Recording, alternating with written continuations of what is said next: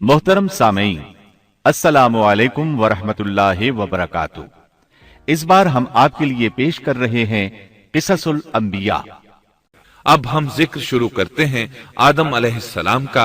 अल्लाह ताला फरमाते हैं, और मैंने जिन्नों और इंसानों को अपनी इबादत के लिए पैदा किया है। अल्लाह ताला ने हमारे बाप को क्यों पैदा फरमाया, हमें क्यों पैदा फरमाया? ताकि हम उसकी इबादत करें।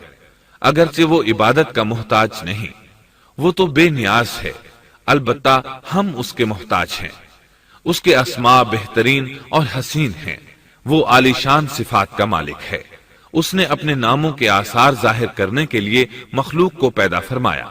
रहमत के आसार, कुदरत के आसार, जब्र और ताकत के आसार और हिकमत के आसार जाहिर करने के लिए मखलूकात को पैदा फरमाया, वरना वो किसी चीज का मोहताज नहीं।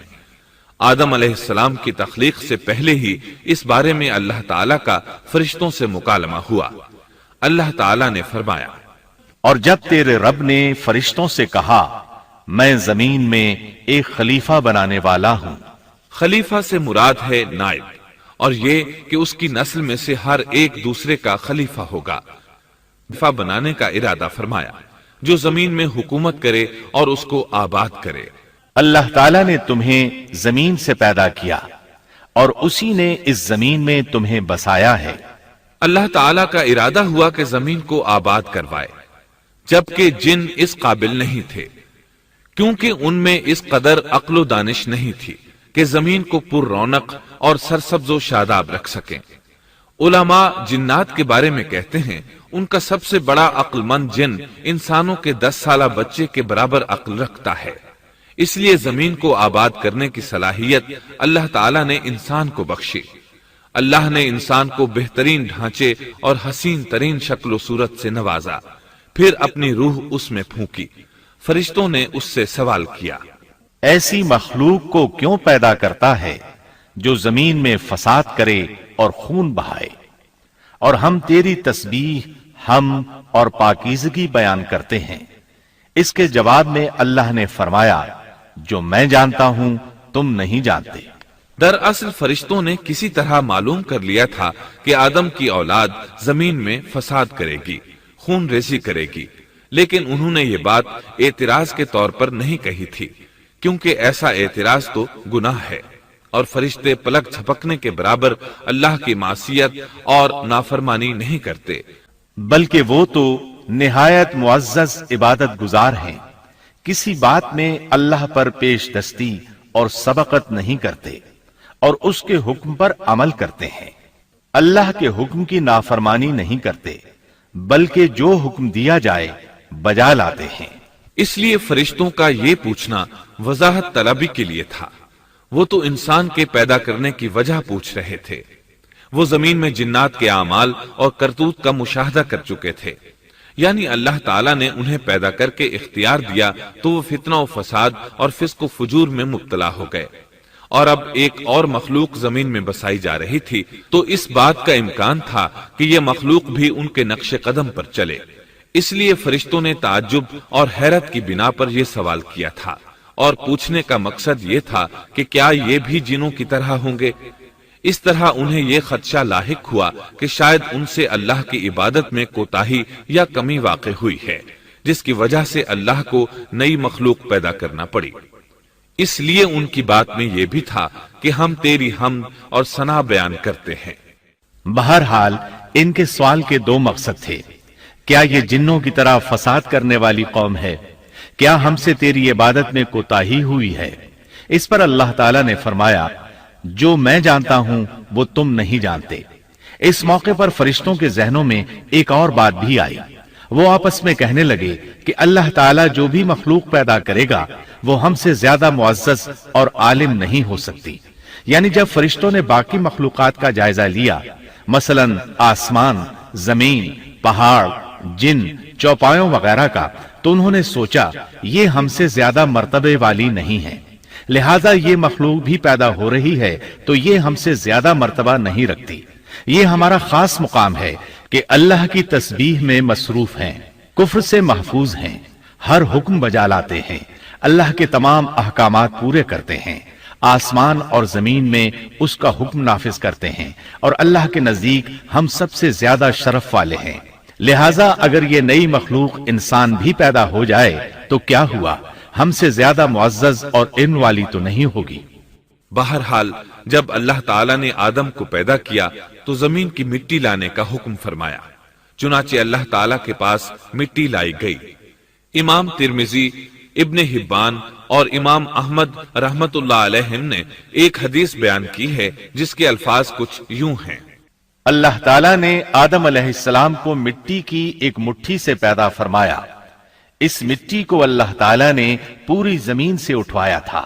یہی وجہ ہے کہ آدم کی اولاد زمین کے لحاظ سے ہی ظہور پذیر ہوئی۔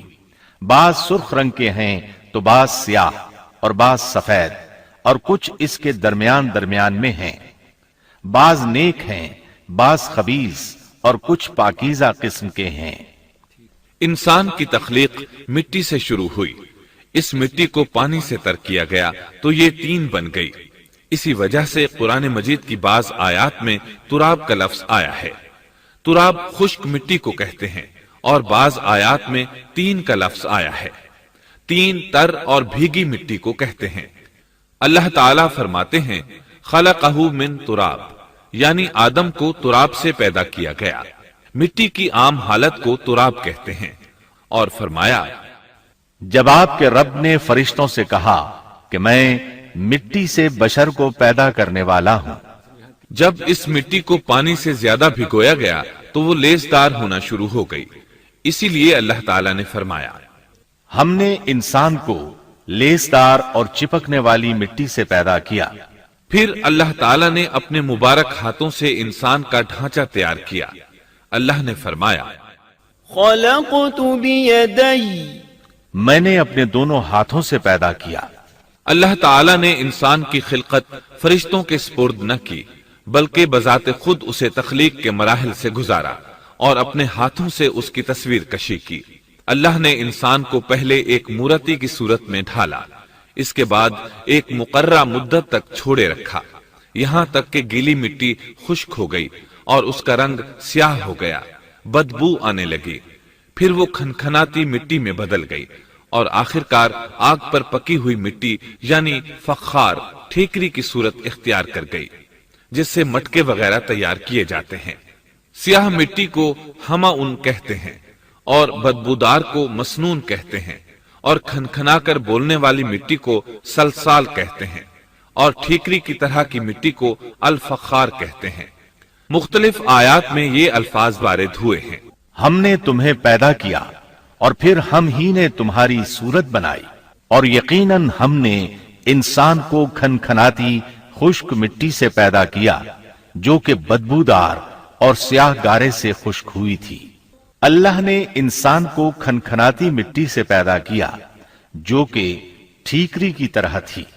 ان تمام آیات کریمہ میں کوئی تناقض، تعارض اور اختلاف نہیں، اس لیے کہ ان مختلف آیات میں انسان کو اس کی تخلیق کے مختلف مراحل کی یاد دہانی کرائی گئی ہے۔ خلاصہ کلام یہ ہوا کہ تخلیق کے عمل کا پہلا مرحلہ تراب تھا، یعنی عام حالت والی خشک مٹی، پھر تین یعنی بھگوئی ہوئی مٹی، پھر لیسدار مٹی یعنی سلسال، پھر ٹھیکری کی طرح کی مٹی یعنی فخار، اور یہ کام جمعے کی آخری گھڑی میں کیا گیا۔ اور یہ دن اللہ کے لحاظ سے شمار ہونے والے دنوں میں سے ہمارے دنوں کی طرح نہ تھا، ہمارے اور اللہ کے دن مختلف ہیں۔ تخلیق آدم دراصل اللہ کا کرشمہ ہے۔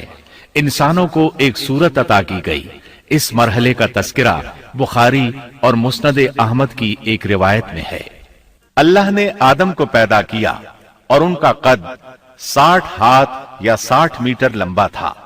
تمام جنتی لوگ اس قد آدم کے ساتھ جنت میں داخل ہوں گے، اور اس وقت سے لے کر آج تک مخلوق کا قد کم ہوتا چلا آ رہا ہے۔ بعد والے لوگ گزشتہ زمانے کے لوگوں سے ہمیشہ چھوٹے قد کے ہوتے چلے آ رہے ہیں۔ بہرحال سب سے پہلے اور سب سے لمبے انسان آدم علیہ السلام تھے۔ امام احمد نے منفرد طور پر ایک روایت بیان کی ہے۔ اس میں رسول اکرم صلی اللہ علیہ وسلم نے آدم علیہ السلام کی لمبائی 60 ہاتھ یعنی 60 میٹر